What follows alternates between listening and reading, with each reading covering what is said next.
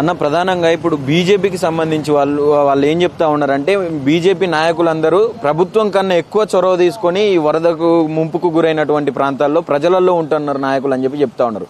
మరి మీ BJP MLA అసలే రాలేదని చెప్తా ఉన్నారు, ఏం చెప్తారు అసలు? దాదాపు పొద్దు నుంచి భారీ ఎత్తున అంటే రాష్ట్రంలోనే తెలంగాణ రాష్ట్రంలో అత్యధిక భారీ వర్షం కురిసిన ప్రాంతం ఏదైనా ఉందంటే అది కామారెడ్డి ప్రాంతం. ఇక్కడ వర్షం పడతా ఉంటే ప్రజలకు ఎమ్మెల్యే అందుబాటులో లేడని చెప్పేసి సోషల్ మీడియాలో ఫేస్బుక్, వాట్సాప్, ట్విట్టర్, అదేవిధంగా వాట్సాప్ గ్రూప్లలో ఎమ్మెల్యే కనిపిస్తున్నాడు, మిస్ అయిపోయిందని చెప్పేసి పెట్టినప్పటికీ ఆయన ఇక్కడ అందుబాటులోకి రాకపోగా పొద్దున ఆయన రాష్ట్ర బీజేపీ కార్యాలయంలో వినాయకుని పూజలు ఉన్నట్టు మాకు సమాచారం ఉంది. రాత్రి సమయంలో మొత్తం వాటర్ ఫ్లోయింగ్ మొత్తం కూడా తగ్గినట్టు అంటే వర్షం పూర్తి స్థాయిలో తగ్గిన జీఆర్ ఖాన్ లో కొద్దిసేపు ఒక 2-3 గంటల పాటు ఉండి కేవలం వెహికల్స్ అటు ఇటు పంపుతూ ఒక వీడియో తీసి కేవలం వీడియోలకు మాత్రమే పరిమితమైనారు.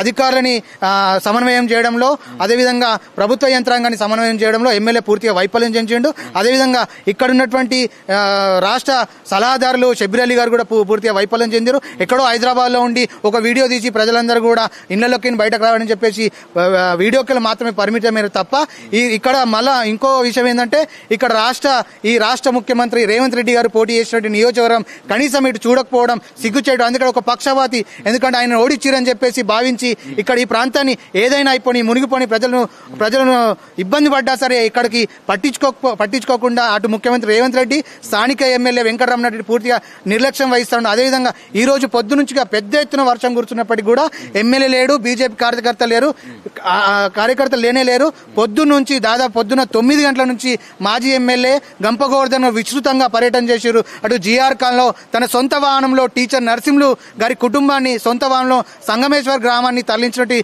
మీకు విజువల్స్ కావాలంటే కూడా చూపిస్తాం. అదేవిధంగా ఇక్కడ టీచర్స్ కాలనీ, జయశంకర్ కాలనీ పూర్తి స్థాయిలో మొత్తం పర్యటన చేసి అధికారులను సమన్వయం చేస్తా ఉన్నారు. దయచేసి దృష్టి పెట్టారని చెప్పేసి వాళ్ళకి ఫోన్ లో సమాచారం ఇస్తా ఉన్నారు. అంటే ప్రజలకు కేవలం ఓట్లే కావాలి తప్ప వాళ్ళ సమస్యలు పరిష్కారం చేయడంలో ఈ ఎమ్మెల్యే, అదేవిధంగా ప్రభుత్వ ఎమ్మెల్యే వెంకటరమణారెడ్డి, అదేవిధంగా ప్రభుత్వ సలహాదారుడు షబ్బీర్ అలీ పూర్తిగా వైఫల్యం చెందిరు. ఇప్పటికైనా దయచేసి మేము విజ్ఞప్తి చేస్తా ఉన్నాం, మా వరదల్లో చిక్కున్నట్టు ప్రజల్ని మీరు కాపాడండి, వాళ్ళకు సౌకర్యాలు కల్పించాలని చెప్పేసి అటు కాంగ్రెస్ ప్రభుత్వాన్ని, స్థానిక ఎమ్మెల్యే వెంకటరమణారెడ్డి గారిని, అదేవిధంగా ప్రభుత్వ ముఖ్య సలహాదారు షబ్బీర్ అలీ గారిని మేము ప్రజల పక్షాన డిమాండ్ చేస్తా ఉన్నాం.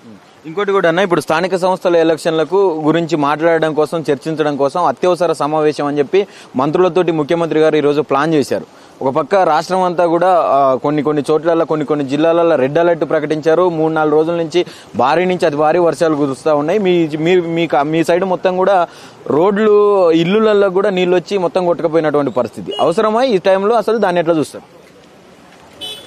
ముఖ్యమంత్రి రేవంత్ రెడ్డికి ఎన్నికలు, సీట్లు తప్ప ప్రజల సమస్యలు పరిష్కరించడంలో ఆయన దృష్టి లేదు. ఇంకోటి ఈ ఫైరవీలు, అదేవిధంగా బ్లాక్మెయిల్ రాజకీయాలు తప్ప ప్రజలకు కావాల్సిన అవసరాలు లేవు. ఒకవైపు స్థానిక సమస్యలు ఎన్నికలు జరపాలని చెప్పి అంటే జరపాల్సిన అవసరం ఉన్నా సంవత్సరం పాటు వృధాగా సమయాన్ని గడిపి ఈరోజు కావాలని చెప్పేసి ప్రజలకు సమస్యలు ఎన్నికలు ముఖ్యం కాదు కదా, మీకు ప్రజలు వేసినటువంటి ఓట్లు ప్రజలు ముఖ్యం కాబట్టి ఆ వైపుగా ఆలోచన చేయడం పూర్తిగా వైఫల్యం చెందారు.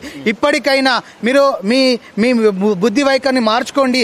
ప్రజలు ఎదుర్కొంటున్న సమస్యలు, వరదల్లో చిక్కున్నటువంటి ప్రజల్ని కాపాడని చెప్పేసి విజ్ఞప్తి చేస్తా ఉన్నాం. ముఖ్యంగా నిన్న జరిగినటువంటి వరదలు కేవలం కామారెడ్డి అదేవిధంగా మెదక్ ఈ 2 జిల్లాల్లోనే అతి భారీ వర్షాలు ఉండే. మళ్ళీ నిన్న సాయంత్రం 7 తర్వాత కామారెడ్డి, మెదక్, భూపాలపల్లి, సిద్దిపేట, వరంగల్, కరీంనగర్, కొమురంభీం అన్ని జిల్లాలకు భారీ స్థాయిలో వర్షం అని చెప్పేసి వాళ్ళ డిపార్ట్మెంట్ ఏదైతే డిపార్ట్మెంట్ ఉందో అన్ని మొబైల్లకి మెసేజ్లు వచ్చి 12 గంటల పాటు ఎవరు కూడా దయచేసి బయటకు రాకని చెప్పేసి మెసేజ్లు వాళ్ళ డిపార్ట్మెంట్ పెట్టినప్పటికీ రేవంత్ రెడ్డికి కళ్ళు కనిపిస్తలేవా ఆ వర్షం పడుతున్నది. ప్రజలు వీడియోలు మొత్తం ప్రజలు మీరు వేడుకుంటా ఉన్నారు ప్రభుత్వం దయచేసి మాకు సౌకర్యాలు సాయం ఎక్కడన్నా అందిందా తెలంగాణలో?